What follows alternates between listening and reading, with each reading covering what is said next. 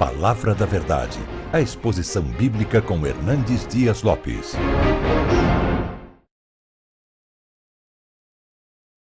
Hoje eu quero tratar com você de um assunto vital, que é o assunto fundacional. Está no primeiro livro da Bíblia, no primeiro capítulo da Bíblia, que é o livro de Gênesis, capítulo 1. Eu quero conversar um pouco com você sobre a origem do universo, a origem da vida, a origem do homem, a origem da história.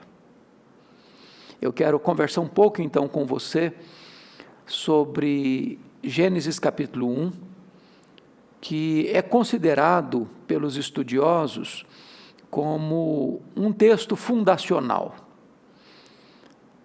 Você tem nesse texto a base, o alicerce desta verdade magna e desta verdade primeira. E esta verdade magna e primeira nos informa que Deus existe, que Deus é o Criador, que todas as coisas que existem só existem porque vieram à existência por vontade de Deus e pelo poder de Deus. O livro de Gênesis começa assim: no princípio criou Deus os céus e a terra. Somos então informados de que o universo, céus e terra, que é uma síntese de toda a criação, tiveram um começo, tiveram um princípio, tiveram origem.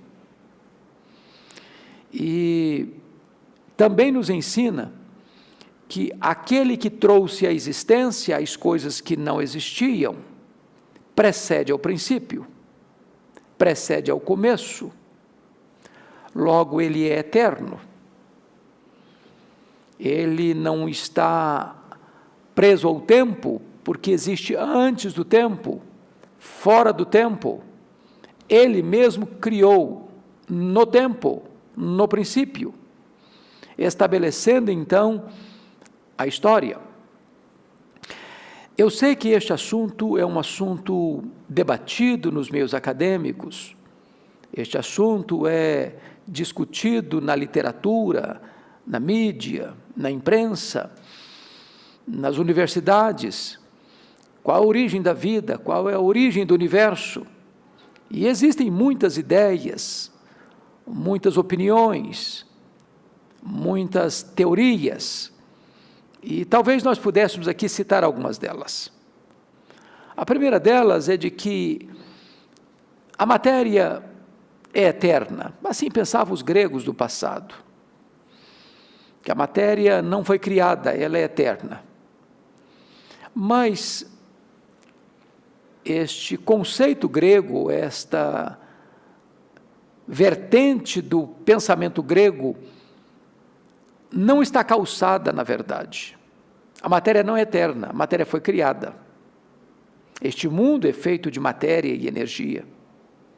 Matéria e energia não criam a si mesmas. Este mundo é governado por leis, leis não formam a si mesmas. É óbvio que alguém fora da matéria, independente da matéria, soberano sobre a matéria, criou a matéria e estabeleceu leis para governar este mundo. Por isso, está escrito: no princípio criou Deus os céus e a terra. Uma segunda ideia é de que este mundo surgiu espontaneamente, que ele veio à existência por iniciativa própria, que o mundo teria parido a si mesmo, dado à luz a si mesmo. Mas, obviamente, a matéria não tem vontade própria, ela não tem iniciativa própria, ela não tem decisão própria. E ainda que tivesse, não teria poder de criar este universo tão vasto, tão insondável, com movimentos tão harmônicos, com leis tão precisas. Obviamente, este mundo não veio à existência por iniciativa própria, de moto próprio. O mundo não deu à luz a si mesmo. essa teoria da geração espontânea também não está calçada com a verdade. Uma terceira ideia, uma terceira vertente, uma terceira interpretação é que este mundo veio à existência mediante uma grande explosão cósmica. É a teoria do Big Bang. É a teoria de que uma grande explosão trouxe à existência o universo que nós o conhecemos. Mas a improbabilidade dessa teoria é radical. Deixa eu ilustrar coisas miúdas para você compreender o que eu quero dizer. Imagine um rato correndo atabalhoadamente sobre as teclas de um piano, dificilmente tocaria com esse movimento descoordenado Serenata ao Luar ou a Quinta Sinfonia de Beethoven. Talvez fosse mais fácil eu acreditar que se eu jogasse 1 bilhão de letras para o espaço, elas caíssem como uma grande enciclopédia, do que eu acreditar que uma explosão não consciente, não deliberada, pudesse produzir este majestoso universo, que hoje se considera ter mais de 93 bilhões de anos-luz de diâmetro. Se considera ter mais estrelas no firmamento do que todos os grãos de areia de todas as praias e desertos do nosso planeta.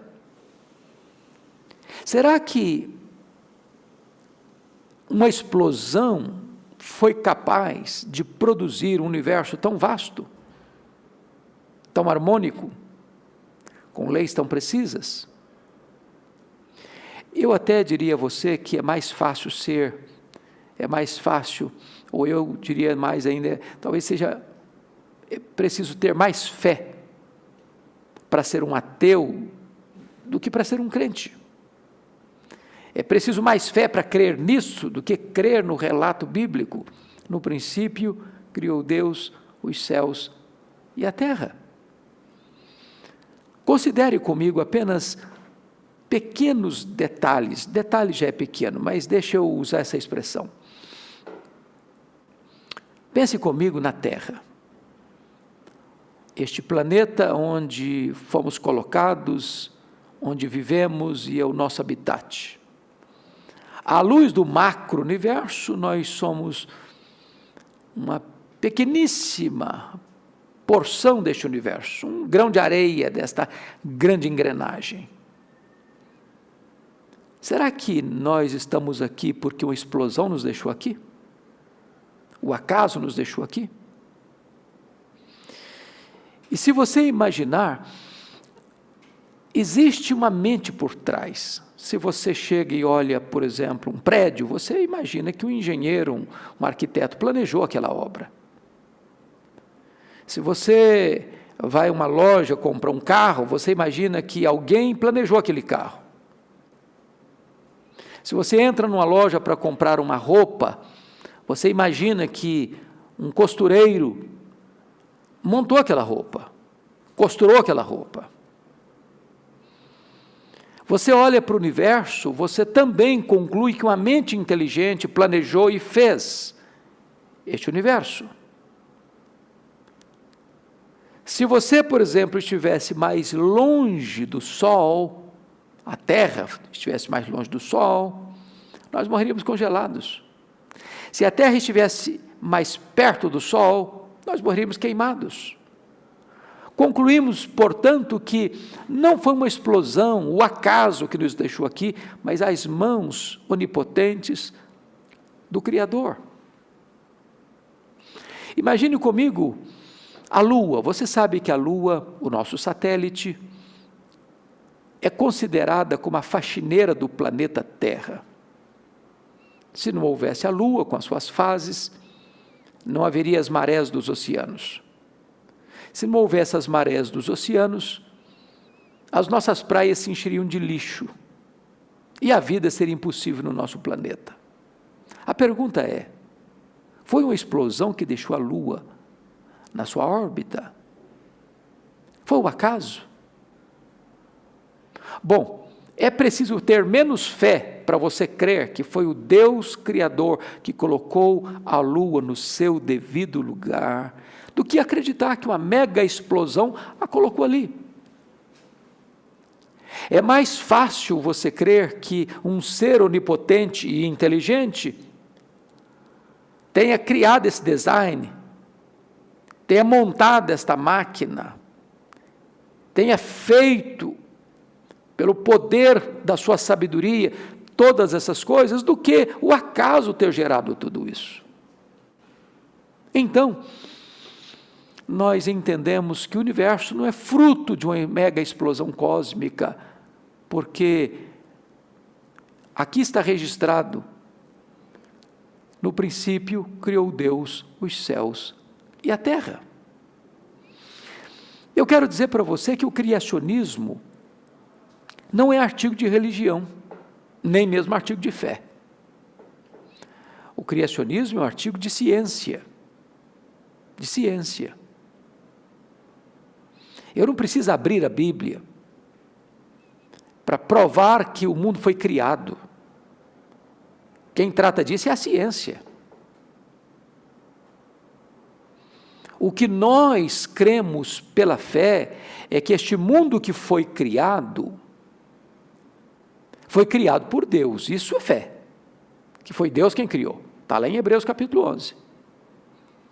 Mas que o mundo foi criado, isso é artigo de ciência. Veteranos cientistas, de mente peregrina, de conhecimento robusto, pesquisadores de cepa, de escol, têm comprovado fartamente esta realidade. Por isso, nós não subscrevemos o pensamento daquilo que Charles Darwin, em 1859, chamou de evolução. Você bem sabe que neste ano de 1859, Charles Darwin publicou o seu livro A Origem das Espécies.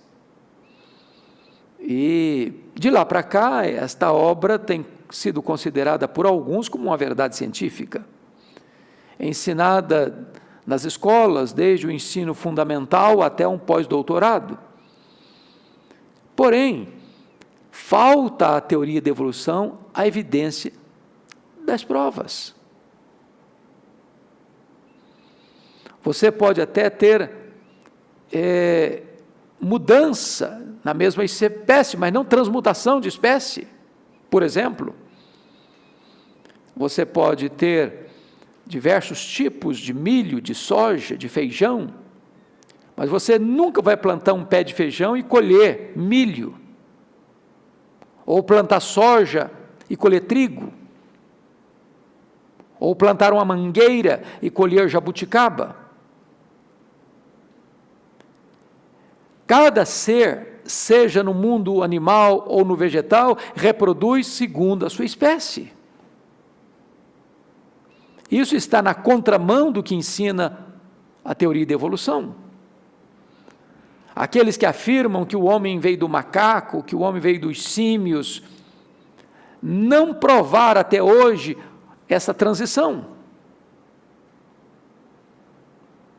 É claro que, desde o século passado, com as descobertas na área da biologia, que nós temos mais firmeza para declarar isso ainda, mostrando que o ser humano, ou todos os seres vivos, eles são programados geneticamente. Não é uma questão de adaptação do meio, não, a girafa é grande porque tem o pescoço grande, porque as árvores ficavam lá em cima, ela precisava comer, então foi desenvolvendo um pescoço grande. Não, nada disso, é o DNA dela. O homem tem um DNA, o macaco tem um DNA, o cachorro tem um DNA, o gato tem um DNA, o peixe tem um DNA, todos os seres têm uma programação genética, isso é provado cientificamente. Bom, A Bíblia, o livro dos livros, nesta obra fundacional, abre essa questão, revelando-nos, no princípio, criou Deus os céus e a terra. Provando-nos, primeiro, que o mundo teve, quando eu falo mundo, eu estou pensando no cosmos, porque céus aqui está no plural, shamaim, no hebraico, representando todo o vasto universo, complexo, imenso, não digo imenso no sentido de atributo, porque imensidão, no sentido pleno da palavra, é um atributo exclusivo de Deus. Deus tem alguns atributos que só Ele tem. Deus é autoexistente, imenso, infinito, eterno, imutável, onipotente, onipresente, onisciente, transcendente. Só Deus tem esses atributos, nem mesmo o universo tem. Mas você nota então que antes do tempo não havia universo. Antes do tempo só Deus existia, o Deus Pai, o Deus Filho, o Deus Espírito Santo. Tudo que existe, existe porque foi criado. E eu chamo a sua atenção para o fato de que o verbo criar aqui, no princípio criou Deus, esse verbo no hebraico é o verbo bará. E bará é um verbo específico para descrever uma criação sem matéria pré-existente. É criar do nada, não é criar a partir de alguma coisa. Quando o homem cria, ele cria a partir de algo. Deus criou os céus e a terra sem matéria pré-existente. Ele chamou à existência as coisas que não existiam. Esta não é uma ideia religiosa, este não é um artigo de fé, isso é um artigo de ciência. De ciência. E eu concordo com os melhores cientistas cristãos quando diz o seguinte: não há conflito entre a fé e a ciência. A ciência corretamente entendida e a Bíblia corretamente interpretada jamais entrarão em choque, porque ambas têm o mesmo autor, que é Deus. Então, Moisés, o grande legislador, ao escrever este livro fundacional, neste texto fundacional, vai nos informar da origem do tempo, do espaço e da matéria. No princípio, tempo, céus, espaço, terra, matéria. São desses três elementos que a ciência costuma trabalhar. E aqui está afirmado: no princípio criou Deus os céus e a terra. A palavra Deus aqui é a palavra Elohim. E Elohim é uma palavra plural, mas o ser é singular, porque o verbo está no singular. E Elohim, dessa própria forma, retrata para nós o Deus onipotente.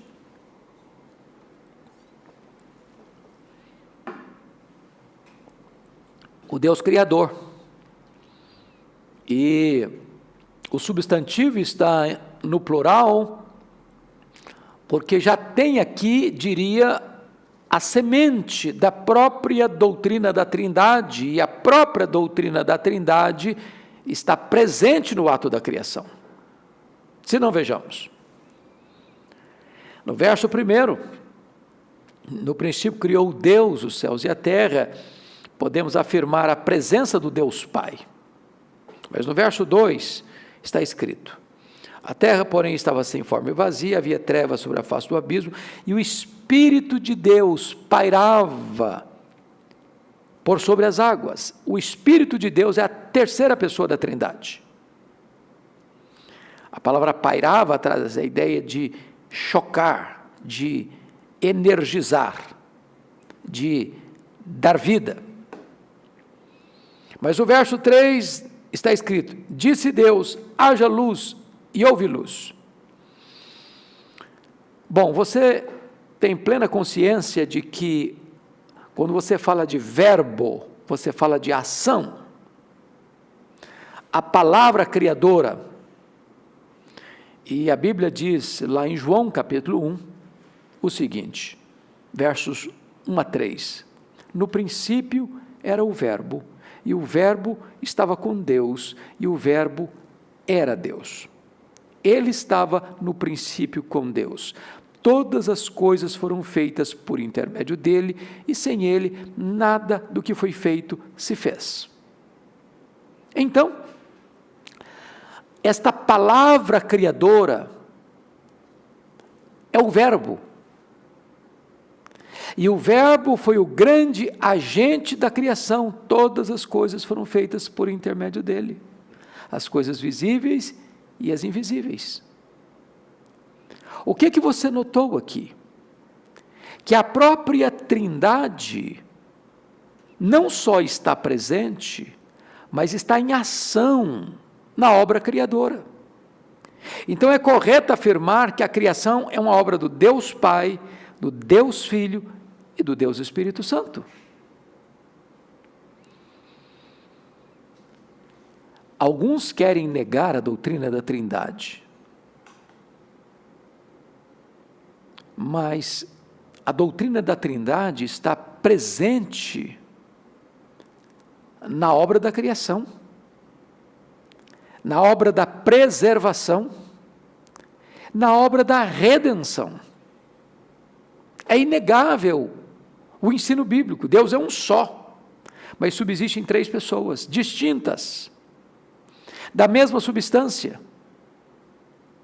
da mesma natureza, tendo os mesmos atributos, realizando as mesmas obras.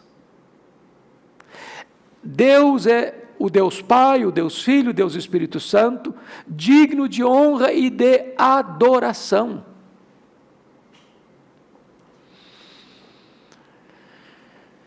No verso 2,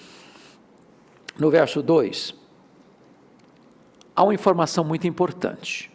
A terra, porém, estava sem forma e vazia. Havia trevas sobre a face do abismo, e o Espírito de Deus pairava por sobre as águas.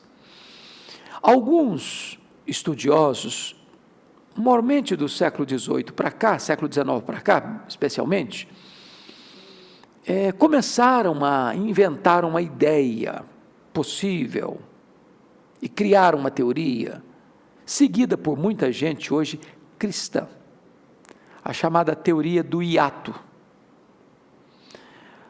a chamada teoria do abismo, a ideia de que Deus havia criado céus e terra, e em virtude da queda no mundo angelical, esta terra que Deus havia criado tornou-se caótica, tornou-se um abismo de escuridão, depois de milhões e milhões de anos. Esta teoria é seguida, por exemplo, pela Bíblia de Scofield, por alguns escatologistas da linha dispensacionalista. Mas esta posição não tem amparo nem no texto, nem no restante da Bíblia, nem na ciência. Primeiro, que o texto não diz que a terra se tornou sem forma e vazia, não está escrito isso. O verbo que está aqui não ampara isso. O texto diz: a terra estava sem forma e vazia, mas não se tornou sem forma e vazia. O que Moisés está registrando aqui é que, no princípio, esta terra não estava habitada. No princípio, e você nota nos dias da criação, Deus criando cada coisa no dia específico, como que preenchendo toda esta obra, porque o verso 1 é o título geral. A partir do verso 3, nós vamos ver os detalhamentos dos dias da criação, que foram 6 dias da criação. Não é que Deus criou no princípio os céus e a terra, num dia antes desses 6 dias da criação. Então essa obra aí ficou comprometida, caotizada, virou um abismo de escuridão, e então Deus vai refazer a obra da criação, milhões e milhões de anos depois, em 6 dias sequenciados depois desse abismo. Não, absolutamente não. Não é isso que Moisés está registrando. O que Moisés registra é que Deus criou todas as coisas, os céus e a terra, em 6 dias.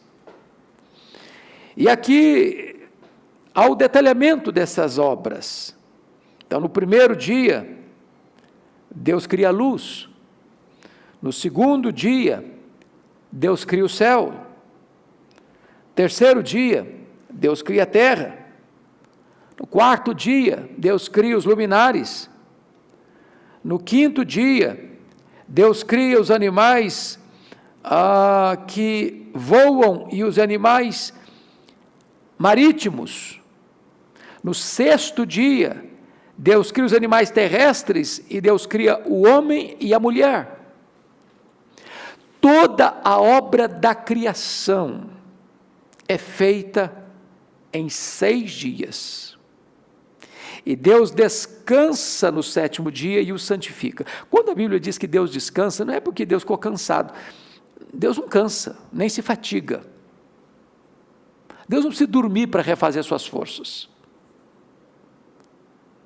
Deus está estabelecendo aqui um princípio para nós, de trabalho, de descanso. E quando ele fala desse sábado, porque hoje tem um grupo que coloca o sábado como principal mandamento, que se você não guardar o sábado, você não vai ser salvo, se você não guardar o sábado é o grande selo de que você é salvo. Não é essa a interpretação correta da Bíblia. O sábado era uma sombra da realidade que vem em Cristo.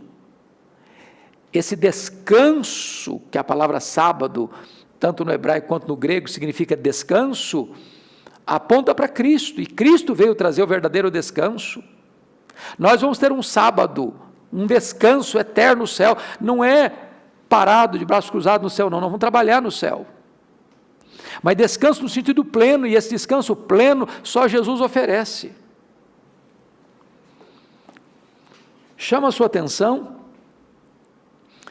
que então, depois de Deus criar a luz, o céu, a terra, os luminares, os animais aquáticos e voláteis, os animais terrestres e o homem e a mulher, Deus fez tudo isso em 6 dias, ao cabo dos quais ele avalia o término dessa obra em Gênesis 1:31 e disse: tudo muito bom. Deus planeja, Deus faz, Deus avalia o que faz. Mas é digno de nota que de todas as criaturas que Deus fez, há um detalhamento nos versos 26 e 27, quando diz: Deus, façamos o homem à nossa imagem e à nossa semelhança. Alguns estudiosos dizem que aqui é o chamado plural majestático, mas também é possível ver, além do plural majestático, a presença da própria Trindade, no conselho da Trindade, tomando a decisão de criar o homem à imagem e à semelhança de Deus, de tal maneira que nós não viemos dos símios, nem de uma ameba. Nós viemos da mente, das mãos do nosso grande Criador. quando Ele nos faz com distinções peculiares dos outros seres criados, com a capacidade de relacionarmos-nos com Ele, de amá-lo e de sermos amados, de respondermos ao seu amor. Deus criou 3 tipos de seres distintos: os anjos, os animais e os homens. Os anjos são espírito e não têm corpo. Os animais são um corpo e não têm espírito. O homem tem corpo e espírito. Fomos criados à imagem e semelhança de Deus, portanto, nós não podemos vulgarizar a vida humana, rebaixar o seu nível, como alguns ecologistas hoje dão mais importância a uma ave ou um animal que rasteja no campo do que ao homem. E eu não estou dizendo que nós não devemos ter solene cuidado como mordomos que somos da criação, como gestores da criação, como mordomos da criação. Mas precisamos entender, por outro lado, que a vida de um ser humano vale mais do que a vida de um papagaio. Quando hoje você percebe a barbarização da vida, quando você percebe hoje o aborto como coisa natural, quando você percebe hoje as tragédias da história, como aconteceu, por exemplo, com o nazismo, sacrificando de forma cruel 6 milhões de judeus, quando você percebe um Stalin matando 20 milhões de pessoas na Rússia, um Mao Tse Tung matando mais de 1 milhão de pessoas, mais de 100 milhões de pessoas na China, quando você percebe que tantas vezes hoje a vida humana perdeu o seu valor, a sua transcendência, é porque nós estamos deixando de perceber qual é o valor da vida humana à luz do Criador. Ele nos criou à sua imagem, à sua semelhança. Nós somos um ser moral, nós somos um ser espiritual, nós somos um ser que tem consciência de certo e errado, e nós podemos nos relacionar com Deus por meio do seu Filho, Jesus Cristo. E eu quero concluir a minha fala trazendo uma palavra de ânimo para você, que talvez olha para o seu próprio corpo, para a sua própria vida, com complexo de inferioridade, com autoestima lá no chão, falta de esperança, falta de perspectiva, falta de paz, falta de alegria, falta de razão na vida. Talvez você tenha buscado um sentido para a sua vida no dinheiro e não consegue encontrar esse sentido, e você tenta no conhecimento e você se torna uma pessoa muito culta, mas não encontra esse sentido. Talvez você busca isso nos prazeres, e você bebe todas as taças dos prazeres, também não encontra sentido. Talvez você consiga isso, tenta conseguir isso nas conquistas, na fama, no sucesso profissional, nas realizações. Nada disso preenche o vazio. Sabe por quê? Porque Deus colocou eternidade no seu coração. Tudo que você joga para dentro de você não preenche esse vazio. Você foi criado para glorificar a Deus e gozá-lo para sempre. Como dizia o corifeu dos pais da igreja, Aurélio Agostinho: ó Senhor, Tu nos criaste para Ti, e a nossa alma não encontrará repouso até que se volte para Ti. Eu encorajo você a entender uma coisa: você é precioso, você tem valor, você foi criado à imagem e semelhança de Deus. Você precisa entender que a sua vida saiu das mãos do Criador. É Ele quem sustenta você. Nele vivemos, nos movemos e existimos. Ele quem nos dá a vida, a respiração e tudo mais. Ele que tem cuidado de você. Embora todos nós caímos em Adão e todos nós herdamos o pecado original, embora nós tenhamos na nossa trajetória virado as costas para Deus, nos rebelado contra Deus, a despeito de tudo isso, Deus ainda nos ama com amor eterno, nos atrai para Ele com cordas de amor. Entenda uma coisa: você precisa voltar-se para Deus, e voltar enquanto é tempo, para que você encontre o sentido da vida, e que a sua vida possa trazer glória para aquele que conheceu você antes do mundo existir, para aquele que amou você e demonstrou esse amor, enviando o seu filho, seu único filho, para morrer em seu lugar, pelos seus pecados, para dar a você a vida eterna. Que Deus abençoe sua vida, que Deus abençoe o seu coração. Levanta a sua cabeça, olha para Deus. A vida faz sentido quando nós a vivemos na presença de Deus e para a glória de Deus.